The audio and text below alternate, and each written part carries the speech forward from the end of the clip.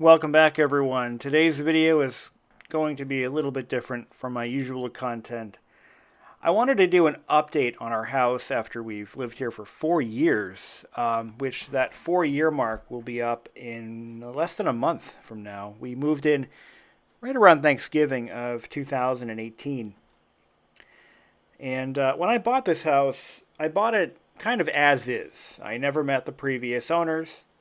They were never at the closing. As I understand it, the owner at the time was in a nursing home and essentially incapacitated. Those are the words that were used by her attorneys, who I exchanged paperwork with to finalize the transaction.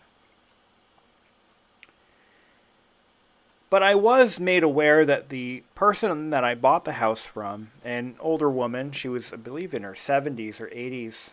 Her name was Nancy McCormick. She was related to the original owners of this particular home. Although she did not live here. No, she lived at a much larger home further north in the city of Manchester.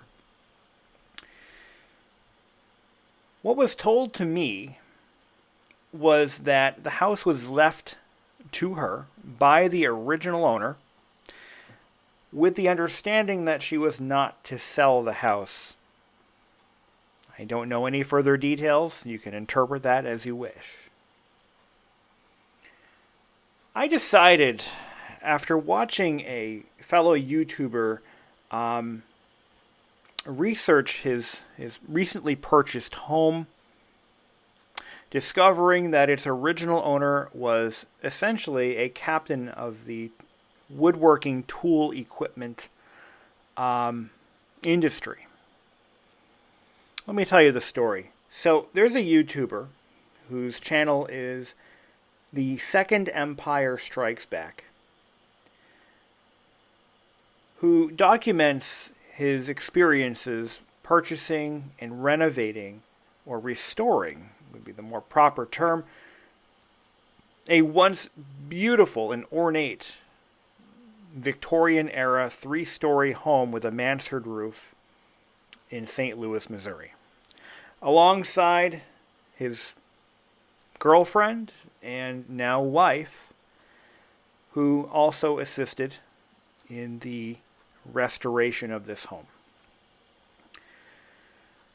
The gentleman's name is Caleb, and he, during his restoration efforts, he made every effort to research the original ownership and the families who once occupied his home. It's a fascinating story, and I won't ruin more of it. I won't ruin as much. Yeah, I should script these things. I won't ruin it for you. I suggest you check out his channel on your own, and he puts up a lot of content. Now, I want to say this. I respect Caleb for everything he's doing. He's not a carpenter. He's not a construction worker. He's just a regular guy like anyone else who saw the potential in a derelict home. I mean, I'm talking absolutely unlivable home. He saw potential in this building and decided that he wasn't going to do the Chip and Joanna Gaines Better Homes and Gardens crap that people often do to older homes. Rather, restoring it using authentic materials, period-correct techniques, and just absolute care. And in order to get to that point, he had to learn trades that were often forgotten. For example, and I'll just leave this one out there, instead of installing drywall where the plaster had fallen away from the lath, he actually learned how to properly make his own plaster from slaked lime and apply it correctly to the lath material behind it. The easiest thing in the world would have been to grab a couple of 4x8 sheets of gypsum board and go to town, but he did not do that. He learned the skills of the trade as best as he could with the materials and the information he could find. And I give him absolute kudos for that one. Every step of the way, he was thinking about the original owners, the lives that they led in those walls, and how he can honor their legacy by bringing it back to what it once was. I had some natural curiosities, even on the day of closing. Who once owned this house? Who was the original owners? Who were the first two people to cross the threshold and call this place home? I think a lot of people wonder about that wherever they live, be it a single family home, an apartment, wherever you may live. You might be curious. Someone lived here before me. Who were they? What did they do? What contributions did they make to society? And how am I living up to those standards or not? I wondered that myself. And it wasn't until I saw some of the content that Caleb was producing on his channel that I really got curious. Now, like I said, I knew roughly who the original owners were. I knew their names. I was able to find that even before I bought the house, just through public records. It was a couple named Helen and Theodore Smith. We'll just get that out of the way. And yes, they were indeed related to the woman that I bought it from. I just didn't know how. And I had talked to a neighbor who had lived in this neighborhood since the 1970s, if she knew who they were, and she remembered them fondly as an older couple who went to the store once a week, didn't bother anybody, they were very quiet, and kind of kept to themselves. That was all we knew. And it wasn't until just recently that my girlfriend, Amelia, subscribed to Ancestry.com for about a 1-month trial period. And I decided, after I do some researching in my own family, why not research Theodore and Helen Smith and find out who they were, what they did, etc., etc. And that's exactly what this video is about. Who were they, and what did they do? Now we know. On June 19th of 1897, Theodore Woodman Smith was born in Manchester, New Hampshire, to parents Albert W. and Emma Zeisel Smith. According to census data, their home was at 42 Elm Street, Manchester, New Hampshire, currently a vacant lot next to a pharmacy. Albert Smith worked as a fireman. He also, according to census data, also worked in the Amoskeag Mills. His exact occupation is unknown. I may have to do some more digging. His mother was listed as a housewife. On the 21st of November of 1897, Helen Louise Farrell was born to James and Margaret Mullaney Farrell of Portland, Maine, later of Bath, Maine. At some point later in their lives, the family relocated to Manchester, New Hampshire, where James worked as a shoe inspector.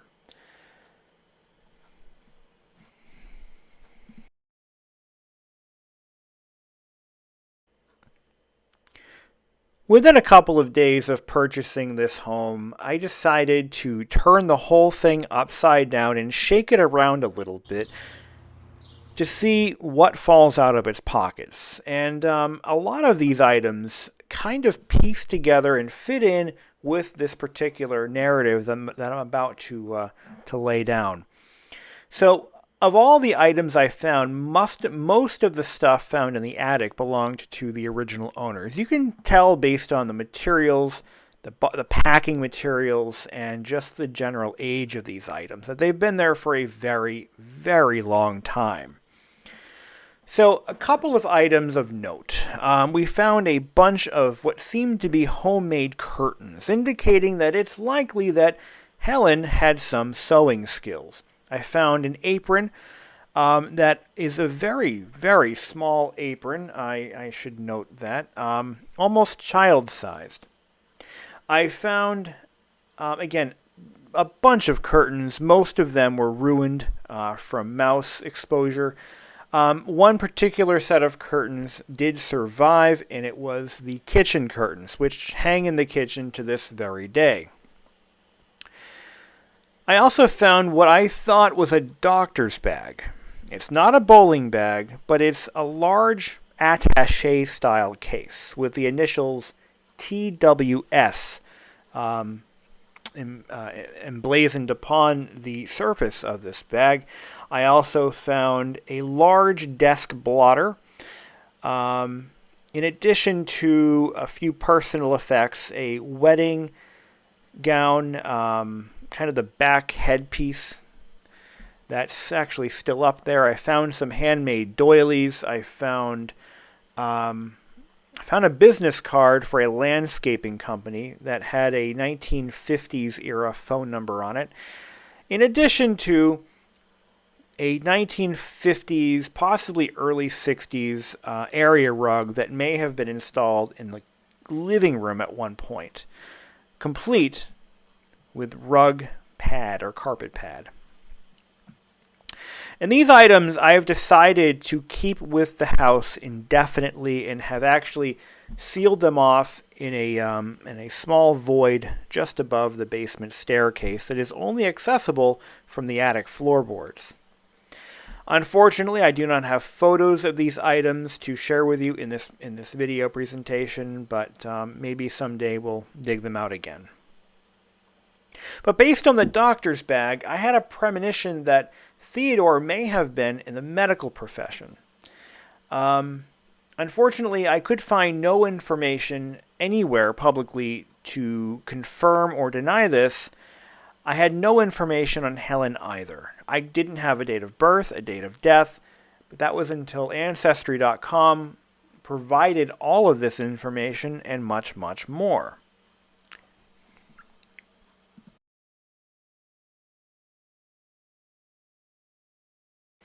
I think now's a good time to discuss what Manchester, New Hampshire was like around the turn of the century. That being the 19th century into the 20th century, to be specific. Manchester started out as a rural farming community, as many cities once were. Due to its geography and proximity to running water, Manchester quickly grew into a mill town. The Amoskeag Industries set up shop here in the 1840s, powering the first of many weaving mills in the area. The Amoskeag Mill, or the Amoskeag Manufacturing Company, essentially took over the entire city and renamed it Manchester after Manchester, England, which was the type of city that they wanted it to grow into. There's a lot of history to cover here, but this video isn't really focused on that. But what I wanted to kind of set the stage for was the type of job that Theodore Woodman Smith would have taken as a very young man in his late teens, early teens to late teens. The Amoskeag mills were known for employing children. That's just kind of how it was back then. Whether there were laws or not is irrelevant. These mills employed tons of children to perform menial entry-level tasks, one of them being a bobbin boy, which was Theodore's very first job. The bobbin boys were children, I think it was young boys and girls, whose job it was to run around the mill and replenish empty spools of thread on the massive weaving machines. It was a very dangerous job. Many children were hurt, permanently injured, killed, and that's just how it was. And a lot of times children took these jobs to help support their struggling families. Based on this little bit of information, it's possible that the Smith family wasn't exactly wealthy. And I think it's safe to assume that Theodore's hard labor at such a young age may have had an influence on how successful he became later on in life.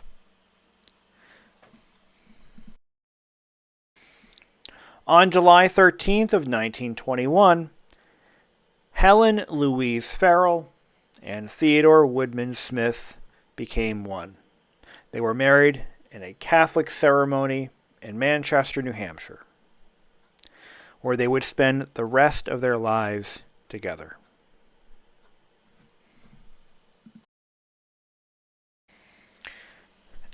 As I mentioned earlier, I thought Theodore had worked as a doctor. And based on one artifact I found in the attic, and it's important to mention this because it's very easy to let your mind run astray based on one bit of information where you really don't have the full context of not only what that object is or what it was used for. According to the 1920 census, Theodore was not employed as a doctor, nor was he in medical school. As a matter of fact, he was working as an auditor in the financial offices of a large insurance company, the New Hampshire Fire Insurance Company, to be specific.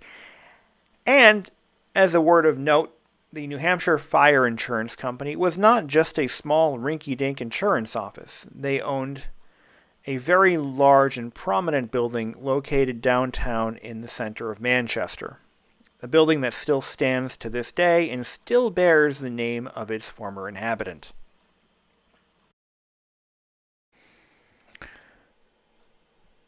According to the census data of 1920, Helen Louise Farrell was employed as a bookkeeper at a local produce house in Manchester, New Hampshire.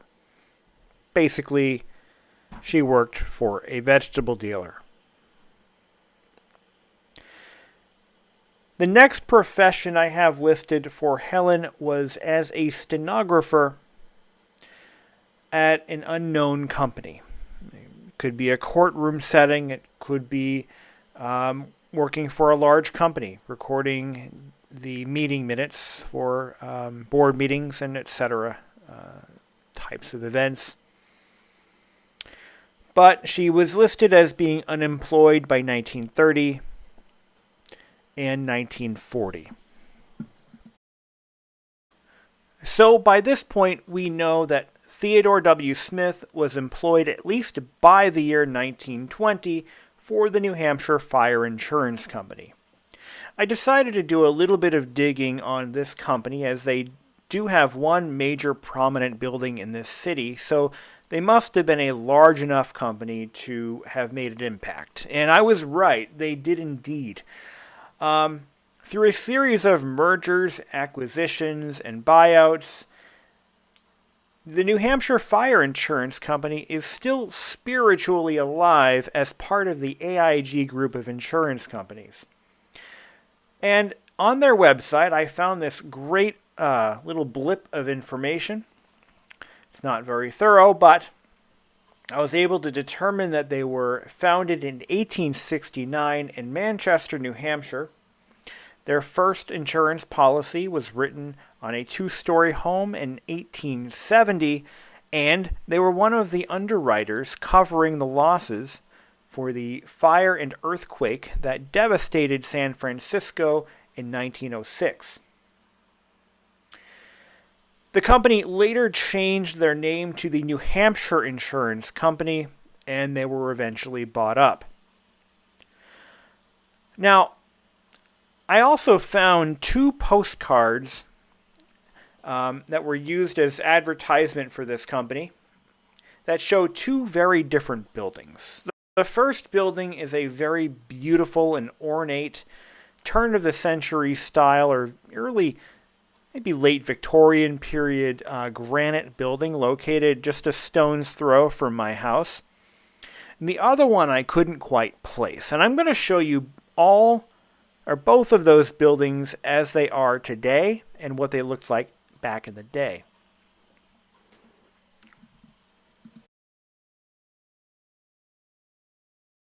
In the late 1940s, the New Hampshire Fire Insurance Company built this larger facility. This is located on the corner of Amoskeag Street and Elm.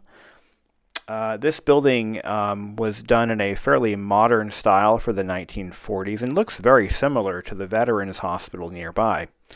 The company continued operations in this building after it had changed names to the New Hampshire Insurance Company, and eventually the company was acquired, as I mentioned earlier, by AIG. Today, this building is owned by the Brady Sullivan Company, which is a very prolific and large southern New Hampshire real estate developer. As an odd fact, Shane Brady, co-founder of the company, was once the owner of one of the most interesting homes in Manchester, which is just around the corner from us.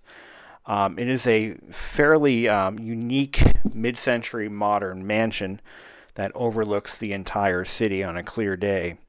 And I've inserted a photo of that just so you can get an idea as to what it looks like. It's wild. Built in 1957, you can only imagine what it looked like when it was new. In 1942, while Theodore was serving as an accountant at the New Hampshire Fire Insurance Company, a fairly well-known war broke out. You might have heard of it, World War II. And as a result, every eligible male in the United States was required to fill out a registration card, or a draft card, if you will. The neat thing about these cards is they show a lot of information that you wouldn't otherwise know about a person. At the time he filled out this card, he was 44 years old. And he lived on Chestnut Street in Manchester. He was at the time, like I said, employed as an accountant. And it also talks about his physical description as well. According to this draft card, Mr. Theodore Woodman Smith was just 5 feet 6 inches tall, with brown hair, brown eyes, and a sallow complexion. He weighed 142 pounds, so he was not a large man by any stretch, and the sallow complexion indicates that he probably spent most of his life in office-type jobs. That was filled out on February 15th of 1942. And no, he did not serve. I believe he would have been too old to be drafted into the war. And I believe for World War I, he was too young. We do have his World War I draft card as well, but he did not serve in the military in any capacity, according to the records. Now, Theodore started out at the lower level of the totem pole. He started out as an auditor. By 1930, he'd worked his way up to accountant, and I believe he held the same title in 1940, but by 1950 he was listed as the chief accountant. What I don't know is how that title compares to today, but I do understand that the prefix chief prior to the accountant title in his job indicates that he was relatively high up there in the executive offices of this corporation, a major corporation of its time. And it kind of shook me a little bit because this is not a very expensive or fancy home. It kind of speaks to the character of Theodore and Helen as a couple, that they weren't all about being flashy or showy. They bought a modest home. They likely paid cash.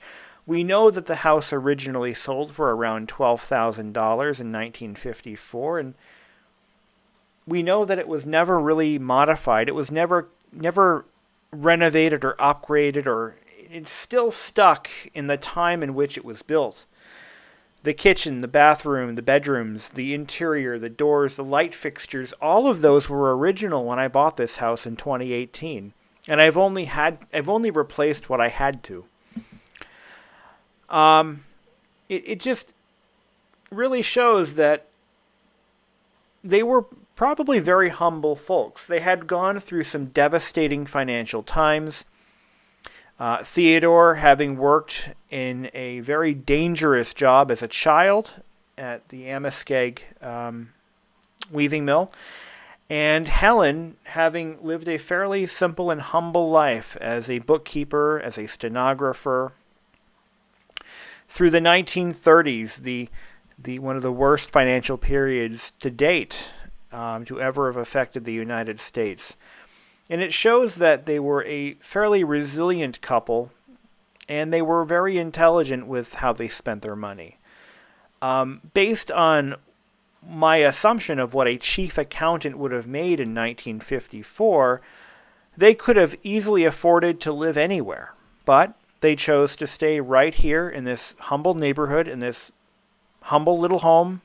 It's a beautiful home, or at least it was, but a very simple home. Helen and Theodore never had children.